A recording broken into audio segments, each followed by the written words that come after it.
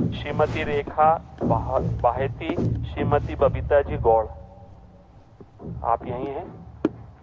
यहीं हैं तीनों बैठे? ठीक है, अच्छा। राधे राधे महाराज जी। महाराज जी, जो भगवान का नाम नहीं लेते फिर भी अच्छे से रहते हैं, और जो भगवान का नाम लेते हैं परेशानी में रहते हैं, क्या फर्क है? कौन बोला?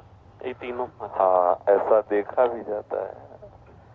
क्या होता है कि जैसे कोई प्रभु का नाम जप नहीं कर रहा और बड़ा लौकिक पदार्थों से भरा पूरा देखा जाता है, सुखी देखा जाता है, तो उसमें हमारे भागवतिक विधान में एक सिस्टम है।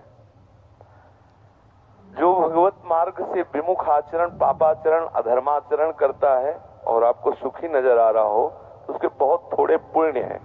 उनको भुगाने के लिए पहले हमारे संविधान, भागवतिक संविधान में उसके पुण्य नष्ट कर, क्योंकि जब उसे दुख मिलेगा तो पुण्य उसका सहयोग कर देगा, इसलिए पहले उसके सहयोगी का नाश किया जाता है। उसका सहयोगी जो सुकृत है उसको दे दिया गया। अब वो पापाचरण में और उन्मत्त हो गया। अब उसके वो सुकृत चल रहे, इसलिए उसे जुकाम भी नहीं होगा। अब वो सोचता है कि कुछ नहीं, कोई निर्णय नहीं, कोई भगवान नहीं, मनमानी पापाचरण करो, खूब मौज से रहो, और वो सुकृत उसके नष्ट हो रहे हैं। और जिस दिन उसके सुकृत नष्ट हुए फिर मिटिया मेट होते हुए देखा है। शास्त्रों का विधान तो है ही, हमने देखा है। एक ठाकुर रामबली सिंह जमींदार आसपास बंदूक लेके चलते, ऐसा बच्चापन में को देखा आपने।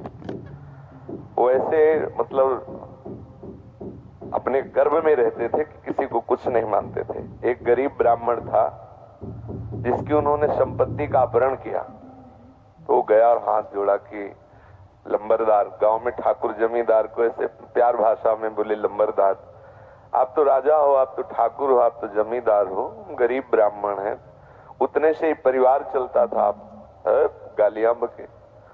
उन्होंने पैर छुआ ब्राह्मण ने ऐसे और रो दिया और वापस आ गया। जानते हो, आज उनके कुल में कोई पानी देने वाला नहीं। कुछ ही दिनों में बड़ा लड़का भयंकर कैंसर से बीमार हुआ, मर गया। दूसरा दिमाग खराब हो गया, तीसरे की टांग टूट गई, चौथा लेबरी करके उनको जो खवाने वाला था पीलिया हो गई।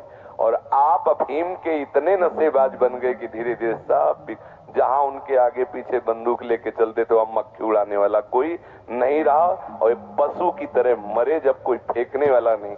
ऐसी स्थिति होता क्या है कि शुभ कर्म जब तक हमें वहां के हमारे भागवतिक विधान में सिस्टम है, यदि आप अधिक पाप करेंगे तो आपके जल्दी से जल्दी शुभ कर्म आपको दिए जाएंगे कि वो नष्ट हो, तब तुम्हारा नाश शुरू होगा।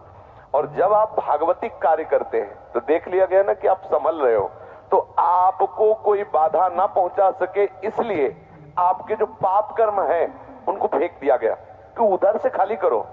जो उसके शत्रु पक्ष के पाप कर्म जमा है उसको नष्ट करने के लिए उनको भेजो, क्योंकि इस समय धर्म निष्ठा में ये पचा जाएगा।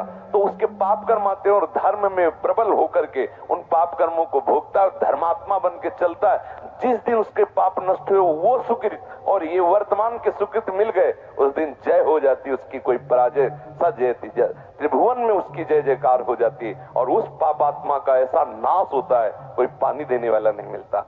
ऐसा नहीं है कि पापी पुरुष मौज से है और धर्मात्मा कष्ट से है, उसके रहस्य को नहीं जानती, इसलिए तुम्हें ऐसा लगता है। समझ पा रही हो?